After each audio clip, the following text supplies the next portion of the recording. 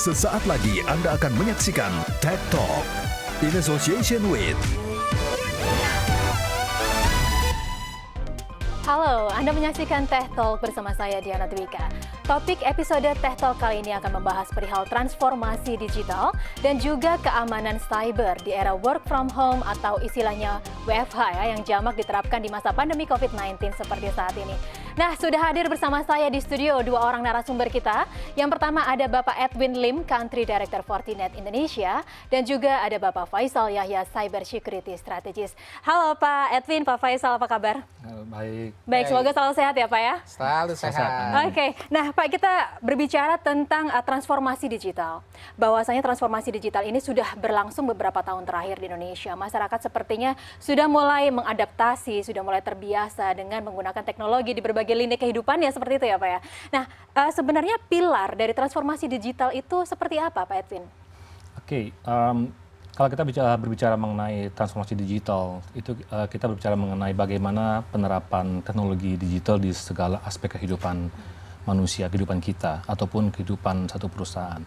Dan kalau kita berbicara mengenai pilar dari transformasi digital, kita berbicara mengenai tiga hal, yaitu berhubungan sama people, yaitu manusianya.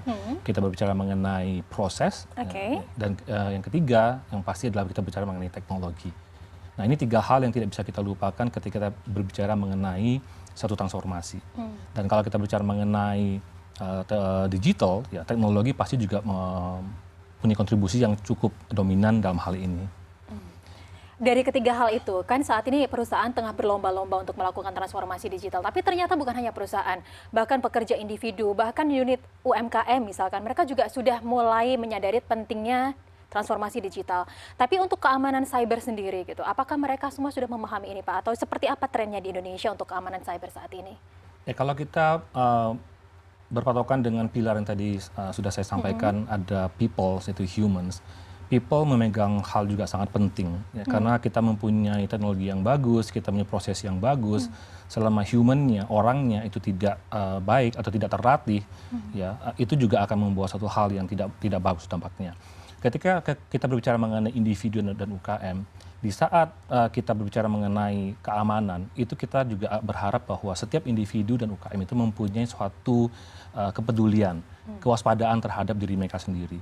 Ketika mereka berbicara mengenai bagaimana mereka ingin melakukan satu aktivitas di luar daripada kantor, mereka juga harus mempunyai satu pemikiran bahwa mereka harus mempunyai keamanan sama seperti ketika mereka ada di kantor. Seperti itu. Nah, Pak Faisal, cyber security itu seperti apa sih Pak? Kalau misalkan kita mendefinisikan secara masyarakat umum gitu, untuk lebih mudah memahaminya. Kalau boleh kita katakan secara umum, biasanya fokusnya dari sisi cyber security, khususnya terkait dengan data deh. Kita bicara ada 3 tahapan dari sisi data. Yang pertama, data at rest, data yang lagi tersimpan di perangkat. Kemudian ada terkait data in use, data yang lagi diproses sama sistem.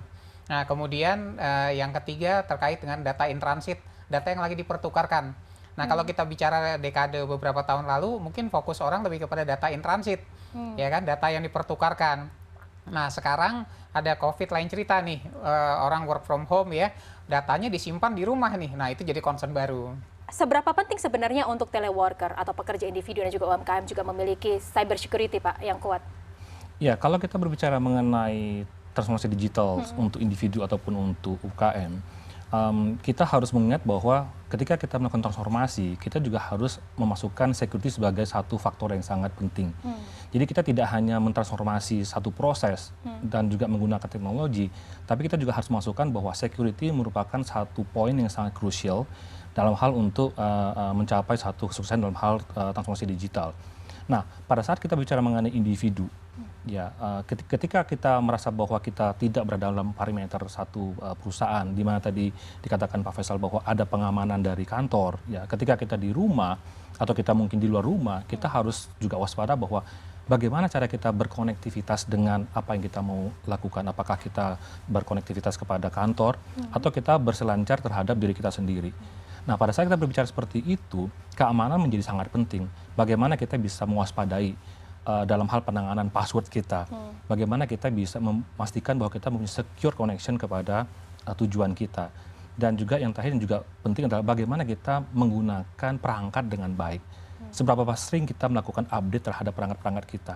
secara individu ataupun sebagai satu korporasi. Kalau kita tidak melakukan update secara regular, kemungkinan besar kita bisa mendapatkan ancaman. Ketika masyarakat banyak menggunakan teleconference baik melalui handphone, melalui laptop, sebenarnya ancaman cybernya seperti apa? Dan apakah jika menggunakan Wi-Fi publik itu juga menjadi salah satu pintu masuk untuk pembobolan data atau bagaimana Pak Faisal? Kalau kita katakan setiap aplikasi pasti ada vulnerability-nya, ya pasti ada titik lemahnya yang bisa dimanfaatkan atau dieksploit oleh peretas. Nah, problemnya adalah sekarang biasanya fokus pada peretas pada mayoritas aplikasi yang dipergunakan. Jadi dia berfokus juga kepada trending, ya. Jadi kalau kita katakan sekarang yang lagi booming ini adalah teleconference application, bukan berarti aplikasi yang selain teleconference ini nggak ada masalah, Nah, jadi kita lihat di sini fokus dari titik serangan itu. Kemudian di samping itu, kalau kita kadang-kadang mengkaitkan antara teleconference dengan celah-celah keamanan yang lain, saya rasa itu perlu dilihat dari angle yang lebih luas lagi ya. Jadi mungkin terkait dengan kebiasaan pengguna ya, kalau misalnya kita sharing link dari conference-nya kemana-mana barangkali, atau mungkin bikin password hanya sesuatu hal yang sederhana, akhirnya menjadi exposure baru.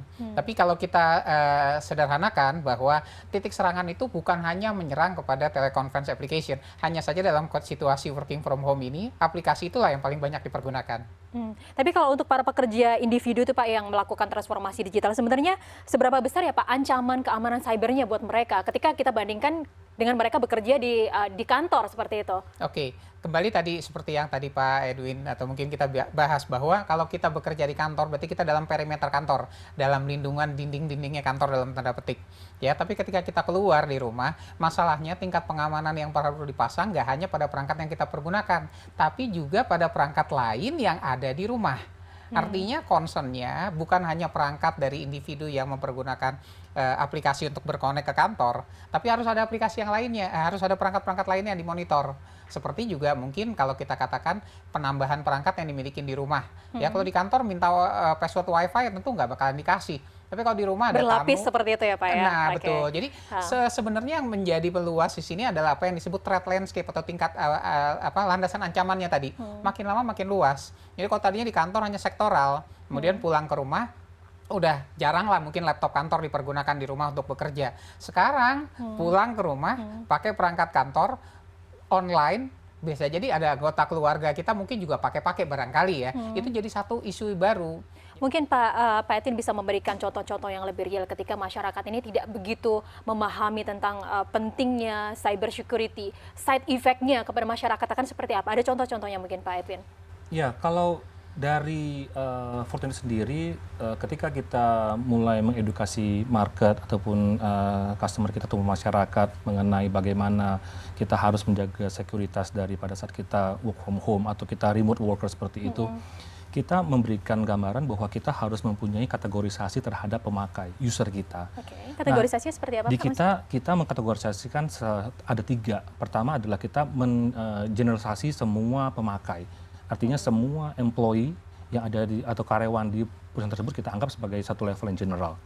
Itu mencakup sekitar hampir 90% itu adalah kita anggap sebagai general, even termasuk eksekutif. Ya. Nah, level kedua adalah kita bicara mengenai power user. Power user biasanya adalah yang pasti lebih tinggi penggunaannya ataupun lebih mempunyai akses yang lebih kritikal di perusahaan, mungkin seperti network admin, IT-nya ataupun eksekutif. Nah, itu hanya sekitar 8% dari user itu masuk di level power user. Yang paling tinggi adalah super user. Udah pasti namanya super, dia punya akses kemana-mana aja. Dan itu lebih sedikit, hanya sekitar 2%. Tidak bisa dibalik. Nah, pada saat kita di perusahaan, kita ada kategori seperti itu. Tapi begitu kita keluar dari perusahaan, di mana boleh dibilang bahwa kita sebagai individu, mungkin satu orang mencakup semua 3 user tersebut. Nah, bagaimana kita pribadi bisa juga mengkategorisasikan bahwa saya sebagai apa? Ketika saya masuk ke perusahaan, data perusahaan atau perusahaan, kita di level apa? Ketika saya akses untuk hal pribadi saya, mungkin saya sebagai super user. Nah, kadang-kadang itu yang suka lupa. Nah, ketika kita lupa terhadap hal-hal tersebut, ada kemungkinan kita bisa masuk sebagai satu ancaman. Terutama dalam hal-hal seperti kondisi pandemi seperti ini, di mana orang banyak sekali berlomba-lomba untuk mencari informasi mengenai COVID-19.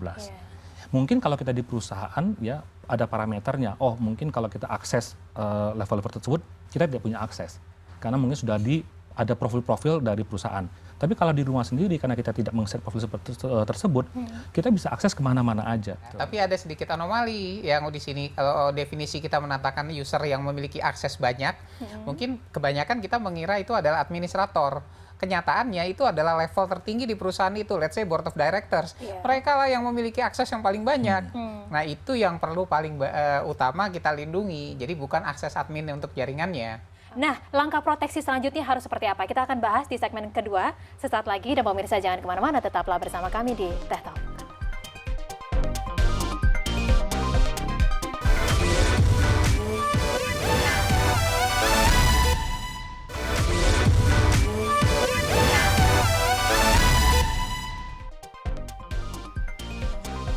Anda masih di Teh Talk bersama saya Diana Dwiqa, dan di segmen awal kita sudah berbicara ancaman dan potensi-potensi yang dapat merugikan dari celah keamanan cyber di era work from home. Nah, di segmen ini kita akan membahas langkah-langkah proteksi atau pencegahannya. Nah, Pak, ini kalau kita berbicara tentang transformasi digital, seperti yang kita ketahui bahwa transformasi digital itu bisa memberikan manfaat yang cukup banyak. Seperti misalkan bisa memberikan layanan konsumen yang lebih baik, kemudian dari sisi efisiensi itu yang pasti ya Pak. Nah, kalau tadi sudah jelas ancaman-ancamannya nyata, trennya semakin meningkat. Apa yang harus dilakukan, baik para pekerja individu, UKM, ataupun perusahaan-perusahaan untuk memproteksi aktivitas cybernya mereka supaya aman gitu Pak? Pak Edwin mungkin. Ya, jadi kita berbicara mengenai secure transformation digital. Jadi tidak hanya transformasi digitalnya aja, tapi harus aman. Kita bicara secure transformasi digital. Nah, dari Fortinet sendiri, ketika kita bicara mengenai transformasi digital, kita ada beberapa poin yang akan kita lakukan. Pertama, kita ada istilahnya Zero Trust Network. Artinya Zero Trust Network, artinya tidak mempercayai siapapun seperti betul, itu ya Pak ya? Betul, jadi ketika kita masuk ke area internet, di mana kita sudah terbuka semuanya, ya kita menerapkan satu konsep bahwa siapapun yang akan akses ke jaringan kita, ya kita anggap kita tidak percaya dulu. Nah, jadi masing-masing orang itu mempunyai credential, mempunyai ID, mempunyai password. Nah, kita juga menambahkan dengan adanya multiple layer authentications. Jadi ada faktor-faktor yang ditambahkan lagi, tidak hanya sebatas ID dan password. Kita tambahkan lagi, mungkin ada istilah OTP, ada istilah misalnya kita mendapatkan PIN untuk kita akses lagi. Itu adalah penambahan layer di mana kita bisa mencegah hal-hal yang seandainya ya, mungkin kita lengah dengan ID kita lengah dengan password kita, tapi minimal masih ada layer yang bisa kita lakukan. Nah, ketika kita masuk ke area sekarang work from home ataupun lebih ke remote workers, banyak sekarang perusahaan-perusahaan yang mengalihkan aplikasi-aplikasi mereka itu ke cloud. Ya, karena mereka berasumsi bahwa kalau misalnya mereka ke cloud itu mungkin bisa lebih cepat aksesnya, lebih aman. Nah, kita juga mengarah ke sana. Artinya perusahaan juga harus memikirkan bagaimana mereka mensecure cloud-nya mereka. Karena security di cloud dan di on-prem-nya mereka itu juga harusnya sama. Gitu. Kemudian kita juga mempunyai satu solusi yang di mana kita sudah mengaktifkan artificial intelligence, machine learning, di mana kita bisa mempunyai kemampuan untuk menganalisa. Jadi ketika kita menerapkan Zero Trust Network akses terhadap karyawan kita ataupun terhadap mungkin customer kita juga bisa mempunyai kemampuan untuk menganalisa apakah ini satu akses yang benar atau bukan.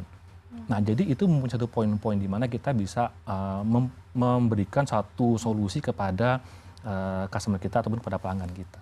Kalau ke Pak Faisal, ini sebenarnya kan masyarakat mungkin berpikiran bahwa penggunaan VPN itu sudah cukup gitu Pak untuk security. Menurut Bapak, benarkah sudah cukup atau seiring dengan perkembangan teknologi sekarang seperti apa Pak? Saya lanjutkan dengan definisinya dulu deh. Kalau kita katakan VPN itu sebetulnya pada dasarnya memprotek data in transit. Jadi dia membuat enkripsi di mana tidak ada orang bisa mendengar di tengah jalan. Itu dia mensecurekan. Berarti end to end, ya, ujung dengan ujung pipanya diamankan. Tapi problemnya adalah ujung dengan dua ujungnya ini benar nggak? Jadi kalau memang ada misalnya laptop yang terinfeksi malware, kemudian masuk ke VPN, berarti malware-nya juga ikut dong, dalam tanda petik ya, seperti itu. Kemudian kalau kita bicara security, kita bicara dua hal. Connection is secure atau connection is private. Ini dua hal beda. Jadi kalau kita bicara VPN, dia mengakses seolah-olah dia berada di dalam perimeter kantor. Berarti your connection is private. Ya, nah kemudian kalau dari sisi pelanggan yang mau akses online system dan lain sebagainya, your connection is secure. Kita pakai HTTPS tuh, yang biasa kita lihat ada gambar gemboknya ya. Nah, di dalamnya ada SSL, ada TLS 1.3 misalnya seperti itu. Nah, itu menambah keamanan pada saat komunikasi. But the problem is sekarang mereka semua hanya mengamankan koneksi dari hubungan dari satu titik ke titik yang lainnya. Nah, sementara tadi kalau kita katakan dari definisi zero trust sendiri yang diterapkan, never trust, always verify. Jadi artinya bukan setiap orang nggak dipercaya, tapi ada verify pada tahapan-tahapan tertentu. Nah, kembali kepada VPN cukup apa enggak, kita bicara threat landscape buat kondisi sekarang sangat amat kurang. Nah, kalau mau extend, kita kembangkan terkait misalnya zero trust. Kalau tadi Pak Edwin ada paparan, kalau saya hanya menganut kalau perusahaan atau UKM mau mengambil misalnya konsep zero trust ada 4 hal. Yang pertama ada usernya yang perlu diamankan. Usernya, penggunanya. Apakah karyawan ataukah nasabah, pelanggan itu perlu diamankan dengan konsep zero trust. Yang kedua perangkat yang terkoneksi ke dalamnya atau devices-nya, perangkatnya. Nah, dia perlu dibatasi atau perlu ada proteksi tersendiri lah. Nah, yang ketiga ini adalah networknya yang perlu di-verify. Artinya, dia connect dari mana nih? Oh, dari router rumah. Nah, oke, nanti ada tahapan-tahapannya. Jadi 3 nih yang ketiga. Nah, yang terakhir, kalau perusahaan sudah memindahkan datanya atau proses-prosesnya ke cloud misalnya, maka poin keempat adalah workload-nya. Workload-nya itu aplikasinya yang dipakai. Kita tahu mungkin saja pengolahan data nggak centralized ya, ada terpecah-pecah ya. Nanti ketika satu proses meminta data dari tempat lain, proses verifikasinya gimana? Nah itu concernnya. Jadi yang kita sebut dengan verifikasi ini bukan hanya user dan loginnya aja. Berarti artinya work from home itu tidak sesederhana itu ya Pak ya. Artinya bahwa security cyber ini juga perlu untuk kita perhatikan. Nah tapi yang pasti menjadi persoalan utama adalah masalah investasinya nih Pak. Investasinya dan juga how to educate people gitu untuk memahami ini semua. Kira-kira kalau dari Fortinet sendiri solusinya akan seperti apa nih Pak? Ya, investasi ini kadang-kadang memang menjadi satu tantangan, terutama di dunia korporasi. Ya, kadang-kadang kita selalu berpikiran bahwa kita sudah aman, kita belum diserang. Ya. Kita belum diserang. Kita belum diserang, kita aman. Atau mungkin tadi yang Pak Faisal sempat mengatakan kita sebenarnya nggak tahu kalau kita sebenarnya sudah diserang ya tadi bajak. Atau mungkin kita tidak pernah melakukan health checks. Ya, seperti kita sendiri ya, kita mungkin tidak pernah melakukan health check. Apakah kita ada sesuatu dalam tubuh kita nggak tahu. Nah, jadi di kita biasanya kita akan memberikan satu informasi kepada customer bahwa mereka juga harus melakukan health check. Jadi seperti kita as a human, ya kita mau tahu bahwa kita ada apa-apa aja atau kita semua baik-baik aja, kita melakukan health check. Tidak hanya bisa dilihat secara fisik. Ya. Nah, kita melakukan health check. Ketika kita melakukan health check, kita baru tahu ternyata kita punya lubang di sini, kita punya ada mungkin hal di sini seperti itu. Tadi Pak Faisal mengatakan satu poin mengenai device. Ya, kalau kita kerja di kantor, biasanya perangkat akan disediakan oleh perusahaan. Sampai ada perusahaan yang menyediakan perangkat tablet ataupun perangkat handphone, ya, atau mungkin perangkat notebooknya itu di-provide oleh perusahaan. Kalau di-provide oleh perusahaan, biasanya ada proses di mana itu pasti akan di-hardening oleh perusahaan tersebut. Aksesnya tertentu, mereka punya koneksi tertentu. Tapi bagaimana kalau sekarang kita menggunakan device kita sendiri? Karena sekarang juga sudah banyak perusahaan yang memperbolehkan karyawannya, atau tadi Pak Faisal bilang pelanggan-pelanggan untuk mengakses dari device mereka sendiri. Di mana kita tidak bisa kontrol device mereka tersendiri. Nah, jadi itu juga harus kita edukasikan kepada market, kepada masyarakat. Contohnya seperti kalau misalnya bank juga mereka akan mengedukasi pelanggannya. Bagaimana kita bisa melakukan multiply authenticator kalau pelanggan tersebut tidak diedukasi. Nah, jadi kita juga mengarah ke sana bahwa individu ya dan perusahaan itu juga tetap harus bersinergi dengan baik. Oke, nah di segmen 3, di segmen selanjutnya kita akan membahas seperti apa sih manfaatnya ketika kita melakukan cyber security secara menyeluruh. Nah, mungkin ada hasil riset yang mungkin Bapak bisa sampaikan di segmen 3 sesaat lagi. Dan pemirsa jangan kemana-mana, tetaplah bersama kami di Tech Talk CNN Indonesia.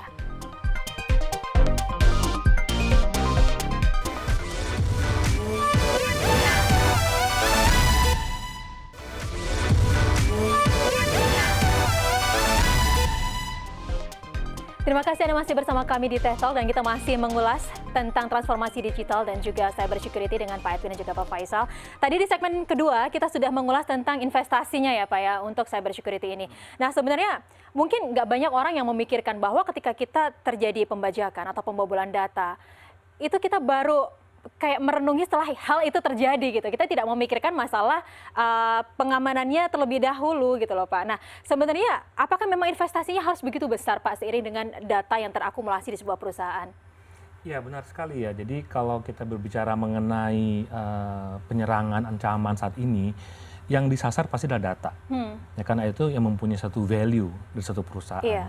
Nah kalau kita bicara mengenai investasi, kita juga melihat bahwa seberapa besar data yang mau kita protect, apa yang mau kita protect, seberapa besar. Nah itu menentukan. Ya, kita pasti tidak perlu menggunakan suatu investasi yang sangat besar untuk memproteksi hal yang mungkin tidak terlalu besar. Jadi itu sebanding. Ya harus berbanding lurus dengan data yang mau kita protect. Jadi investasi ini relatif. Ya relatif dengan bagaimana apabila ya ancaman itu terjadi, apabila data itu misalnya bisa sampai keluar dari satu perusahaan, apa yang akan dialami oleh perusahaan tersebut. Mungkin kerugiannya akan jauh lebih besar daripada investasi yang harus dilakukan di awal seperti itu ya Pak. Berapa besar kerugian yang bisa terjadi terhadap perusahaan tersebut.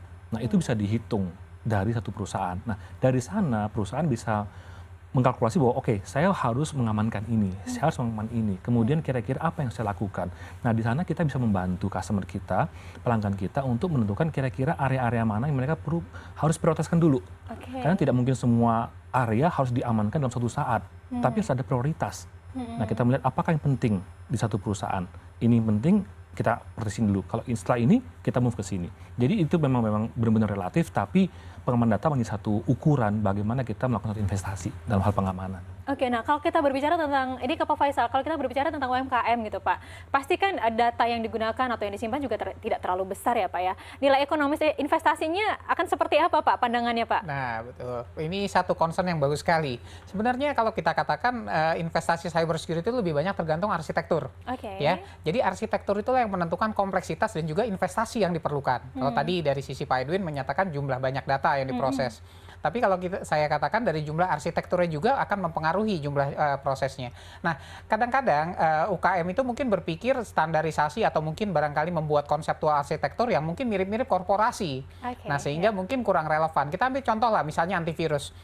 Antivirus satu hal yang mutlak ada ya. Nah, mungkin buat beberapa orang mungkin itu merupakan satu investasi yang nggak mahal. Tapi nggak semua loh. Nah, sekarang gimana caranya orang mau memiliki proteksi antivirus yang cukup baik, namun tanpa misalnya melakukan proses instalasi. Dia pakailah di cloud datanya. Jadi kalau instead of dia tukeran USB, email aja datanya. Nanti kan dari sisi misalnya email yang ada di cloud tadi akan melakukan scanning terhadap attachment tersebut. Itu satu step yang mungkin sederhana yang saya kaitkan dari sisi arsitektural. Jadi kembali lagi, kompleksitas dari data ditambah juga dengan bentuk dari arsitektur yang ada, itu akan menentukan besaran investasinya. Dan justifikasinya, kalau dikatakan tadi besaran resiko data yang dibobol, jangan lupa sekarang kan pemerintah sudah mulai mengeluarkan peraturan-peraturan misalnya terkait dengan berapa sih nominal penalti yang harus dibayarkan. Itu yang biasanya dikaitkan dengan komposisi investasinya tadi. Jadi kalau ke depan kita untuk preventif sekian, kita harus pasang sekian gitu. Jadi itu ada kaitannya demikian, Mbak. Oke, nah Pak Edwin ini mungkin pastinya pemirsa juga menantikan, ada nggak sih Pak contoh-contoh yang real gitu, perusahaan, UMKM ataupun individu atau teleworker gitu ya, yang sudah merasakan manfaat positif ketika mereka melakukan cyber security secara menyeluruh? Kita punya satu data survei, ketika kita mensurvei customer-customer kita dari 17 negara sebenarnya, dan kita juga mensurvei level-level mereka itu bukan level-level menengah ke bawah, tapi level menengah ke atas seperti directors, IT head, VP, even C-level seperti itu. Survei tersebut ternyata cukup bagus bagi kita mengantisipasi bahwa sebenarnya work from home tersebut bukan suatu hal yang sangat menakutkan. Bahkan 82% daripada survei tersebut mengatakan bahwa mereka siap untuk karyawan mereka untuk bekerja secara fleksibel. Ya, kadang-kadang di kantor, kadang-kadang di luar. Even bahkan 47% dari mereka itu mengamini bahwa mereka siap untuk totally work from remotely di luar kantor. Nah, 43% sampai 42% mengatakan bahwa fleksibel terhadap waktu, fleksibel terhadap hari seperti itu. Nah, di sini memperlihatkan bahwa keyakinan mereka terhadap konsep seperti ini pasti akan didukung oleh kesediaan mereka terhadap pengamanan data mereka ataupun pengamanan terhadap bagaimana akses ke kantor. Nah, ini satu survei yang cukup bagus dan menurut saya bahwa ini memperlihatkan bahwa ternyata kita tidak perlu paranoid. Kita tidak perlu takut dengan keadaan seperti ini karena keadaan seperti ini sebenarnya juga memberikan akselerasi kepada perusahaan, kepada individu untuk benar-benar bertransformasi, transformasi yang secure. Nah, itu juga akhirnya memperlihatkan bahwa sebenarnya kita siap. Ya, hanya saja memang kita juga harus tahu dan kita juga tidak boleh terlalu overconfidence, tidak boleh terlalu pede juga karena tidak ada namanya aman 100%. Pasti ada hal-hal yang kita juga harus singkapi bahwa bisa aja itu terjadi, kadang-kadang bisa diri kita sendiri atau mungkin di lingkungan kita yang kita tidak bisa menjaga seperti itu. Iya, memang ini mungkin saja work from home tidak hanya sekedar tren yang akan berlangsung saat ini. Mungkin nanti ke depannya setelah pandemi usai, masyarakat akan lebih memilih untuk work from home, mengadopsi kegiatan work from home ini ya Pak, karena dirasa lebih efisien, mungkin lebih hemat waktu seperti itu dan manfaatnya juga lebih banyak. Artinya bahwa pemahaman tentang cyber security ini menjadi tanggung jawab semua ya Pak, semua pihak ya Pak, seperti itu. Ya betul, jadi kita tidak bisa hanya tergantung kepada perusahaan, tergantung pada kita sendiri, ya, tapi kita hidup satu ekosistem, satu masyarakat yang luas. Dan transformasi digital itu adalah mencakup semua aspek kehidupan kita dan juga masyarakat. Jadi kita juga punya kepentingan bahwa kita harus memastikan bahwa selain perusahaan, selain kita sendiri, kita juga memastikan bahwa ekosistem kita juga harus benar. Harus mengerti terhadap bagaimana ancaman itu bisa terjadi dalam diri kita, dalam masyarakat kita. Dan kita harus selalu siap. Ya, karena satu area terimbas satu situasi, kita tetap akan terkena juga. Jadi ini merupakan tanggung jawab terhadap semuanya, satu ekosistem dan satu kehidupan. Oke, kalau tambahannya sebetulnya terkait di sini, security itu adalah biner, 0, 1. Punya atau nggak punya, nggak ada di tengah-tengah. Jadi artinya kalau kita bicara di sini, cyber security itu holistik, keseluruhan. Either orangnya atau teknologinya, semuanya harus ada ya secara berimbang. Nah, yang lainnya adalah security itu fabric, dia combine jadi satu, dia blended, bukan muncul sendiri. Jadi investasi, tingkat pengamanan, efektivitas, efisiensi semuanya berdasarkan keseimbangan ini. Jadi kalau memang itu keseimbangan udah bagus, hasilnya akan optimal. Baik, Pak Edwin Lim, Pak Faisal Yahya, terima kasih banyak sudah bergabung bersama kami di Teh Talk. Semoga informasi ini bermanfaat untuk masyarakat. Terima kasih. Dan demikian topik Teh Talk kita kali ini, semoga bisa membantu menyadarkan semua pihak, baik itu perusahaan, UKM maupun individu, agar lebih peduli terhadap keamanan cyber, terutama di era serba digital seperti sekarang. Nantikan Teh Talk di episode berikutnya. Saya Diana Dwika undur diri, terima kasih. Sampai jumpa.